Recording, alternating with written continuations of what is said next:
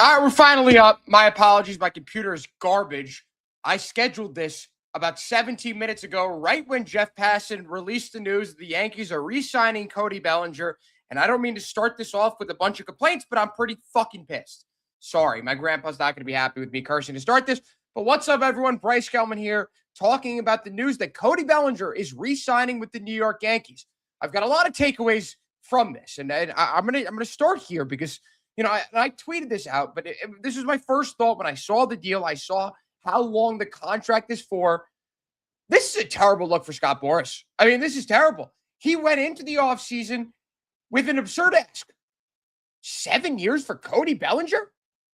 Someone who might be at the end of his prime?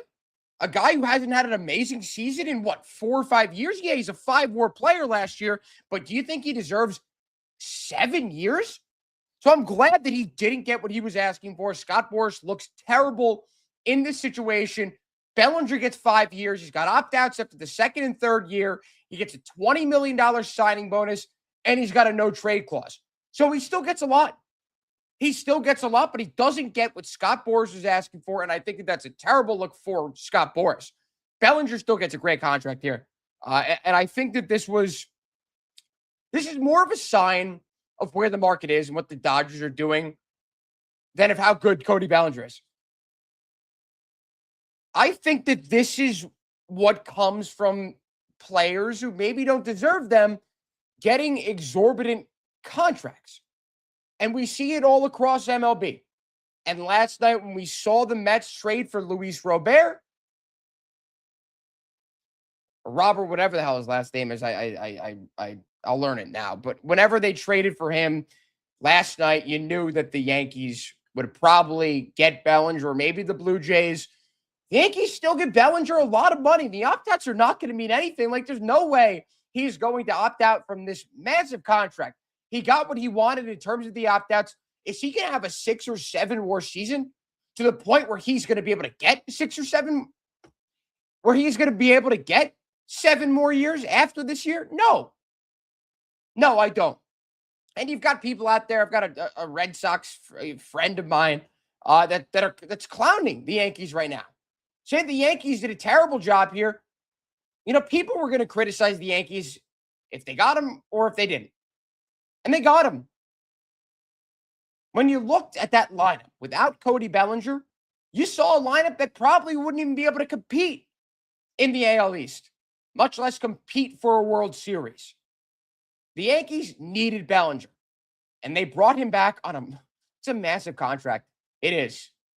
And I think that time will tell whether it's an overpay, but as of right now, it's a massive overpay. I'm not going to mince words, but the Yankees gave him what he wanted in terms of AAV or near it.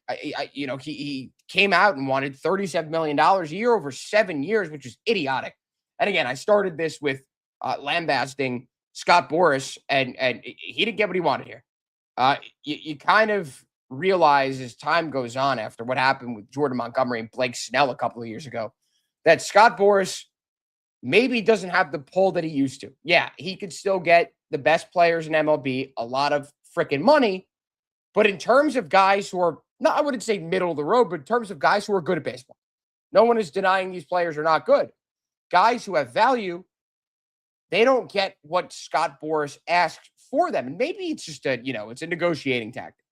Like, he comes out, tells the Yankees, tells the Mets, tells the Blue Jays, this is what I want for my client. This is what I want for Cody Bellinger. And maybe those teams drag their feet and then eventually, not necessarily give in, but those teams give a counteroffer. Boras says, hey, my client would never take that deal. And then eventually takes the deal when one of the teams backs off of negotiations. Let's go to some comments. I usually wait, but Brian Cashman legit bitch smack Scott Boras. I wouldn't say that. I wouldn't. I think that Boras is the loser in all this.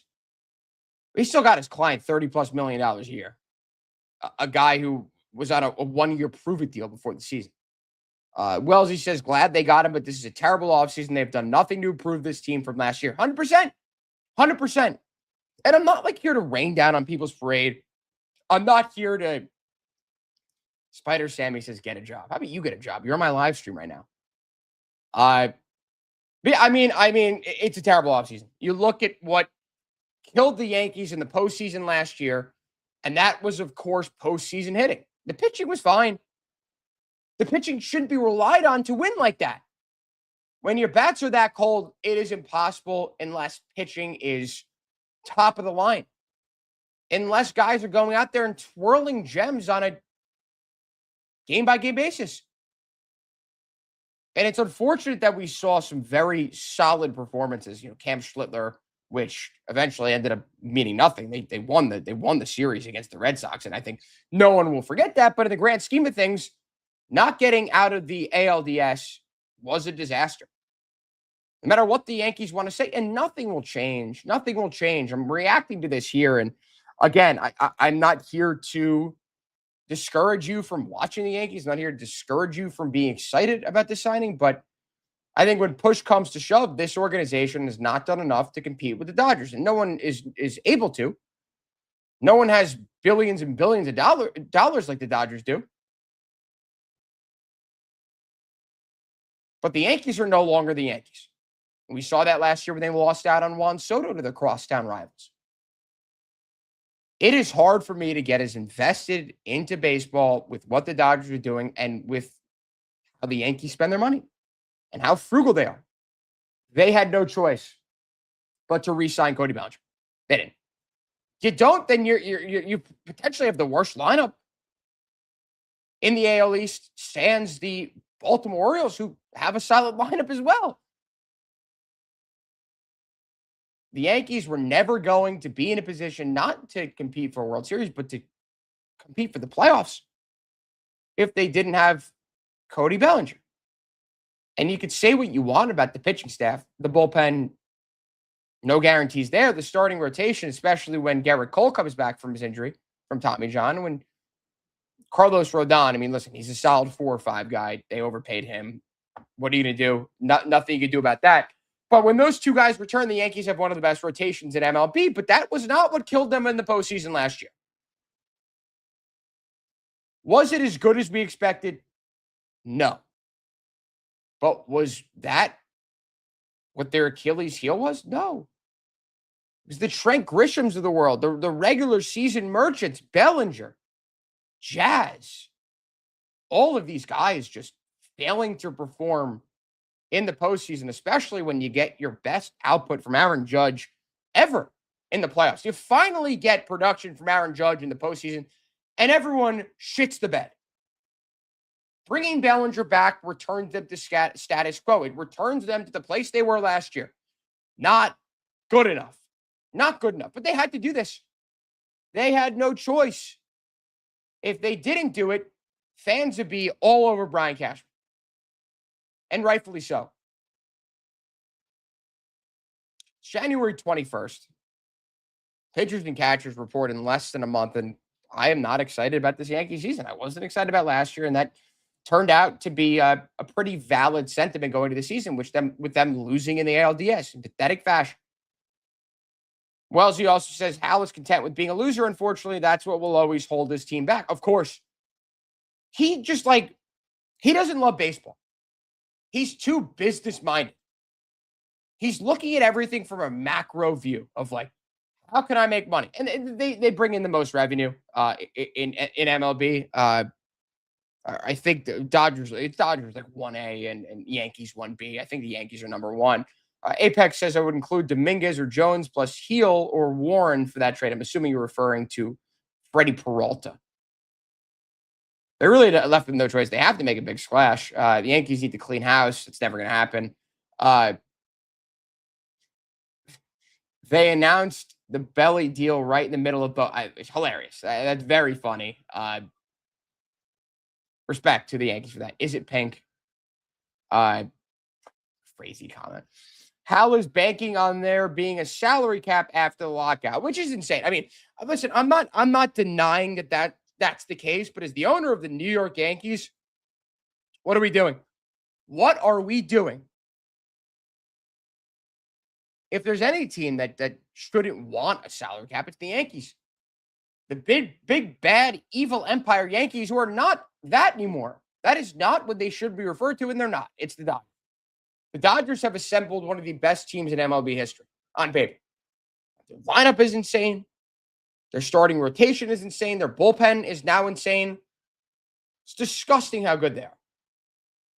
And that's why it's hard for me to get excited about an MLB season. And I'm just not speaking for myself here. I think I speak for the majority of MLB fans. And listen, you could be a fan of the Pirates, you could be a fan of the Reds, you could be a fan of the Marlins, all these teams that don't spend. I get that.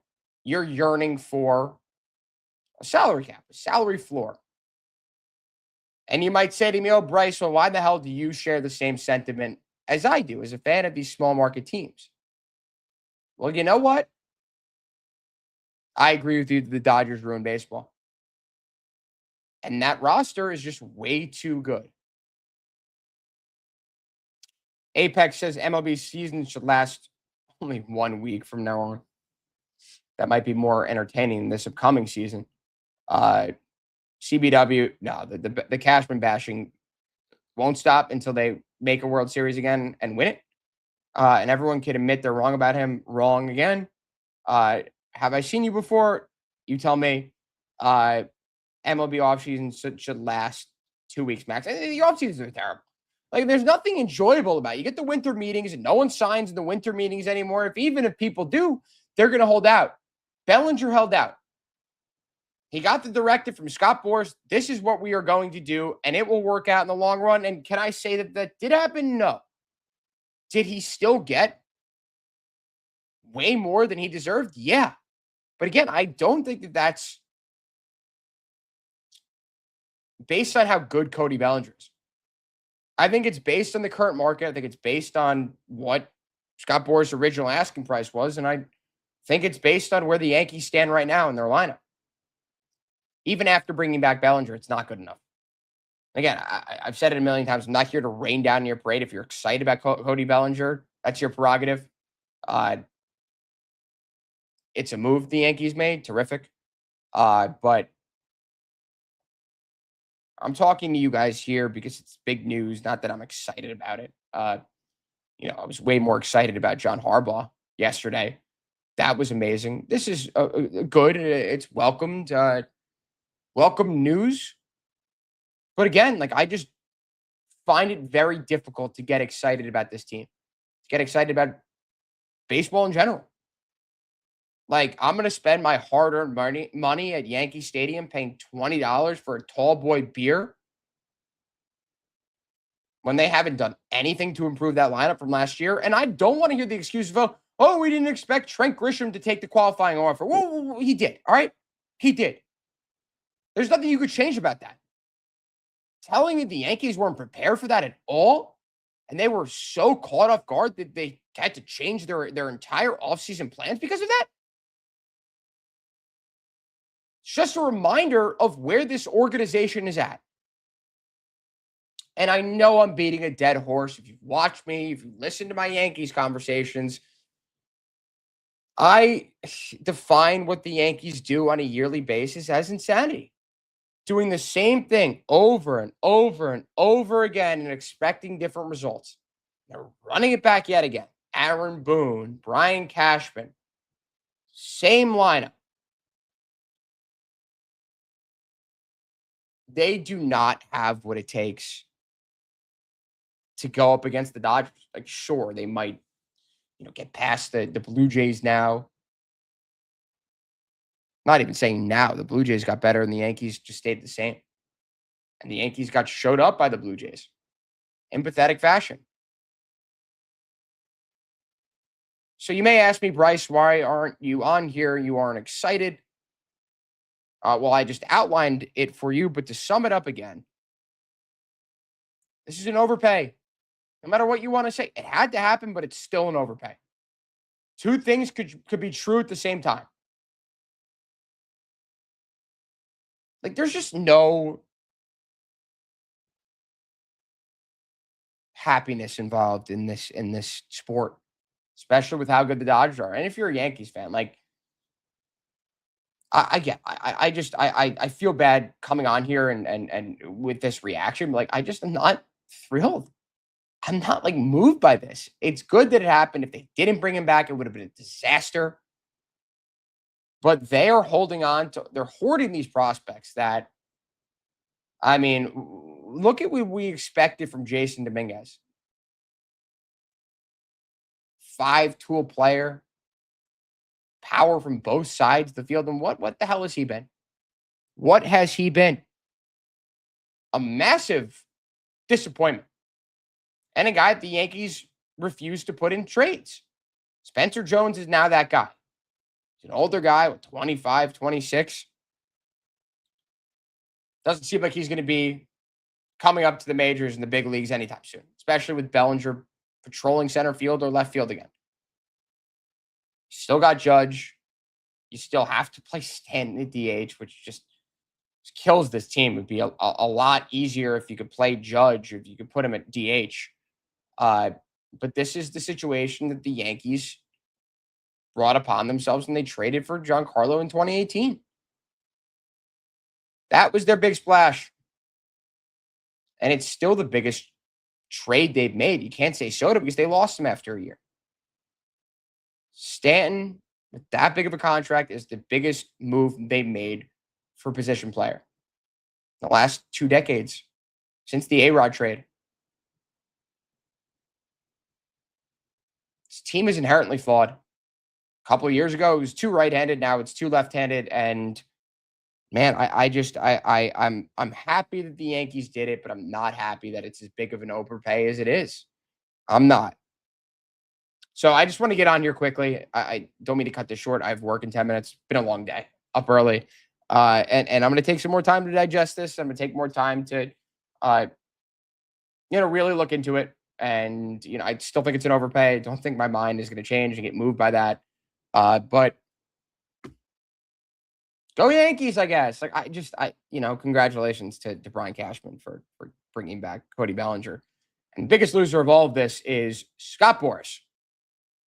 Once again, not getting what he wanted for a player that's not a top player in the league, an MLB. So thanks everyone for tuning in. Sorry I cut this short. Been doing a lot of content on the Giants. More Knicks coming up, and Yankees, pitchers and catchers reporting a month. Oh, terrific.